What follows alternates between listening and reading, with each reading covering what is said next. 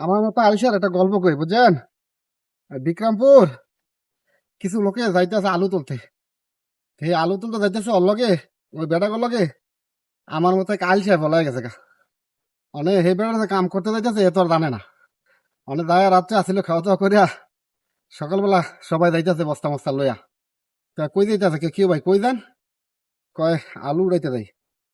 তো সাধারণত চাল গমের বস্তা কিন্তু 50 কেজি থাকে, কিন্তু আলুর বস্তা কিন্তু 80 কেজি থাকে বুঝলেন। এখন সেই আলসা আমার মতো যেটা আলসা এটা কইতাছে ভাই, আমি বাইতে বললাম কামের ধরে ফলায়া তো এখন কি কামে দিব। আমরা কামই আইছি। ওই জানে না ওরা যে কামে গেছে। এখন আলু তুলতে গেছে সহে, যার বড় আর মাথায় 2 মনে বস্তা উড়াই দিছে একটা। তো এতদিন কাজ করছে, হালকা পাতলা কাজ করছে, কিন্তু এত বাড়ি কাম তো আর করে নাই। এখন কিছুক্ষণ আটটা গিয়া উল্টে পড়ে গেছে। ওখানে ওই লগের বেড়া টাইনে উঠে গেছে, ভাই উড়েন উড়েন উড়েন। ওই ওই কয় আমার মতো আলসাটা কয় কোনো শালা ধরবি না। আমি কামের ধরে বাইতে মাইছি শুলানির মজদে মজালি, তো আমার দশা হয়েছে সে অবস্থা বুঝলেন।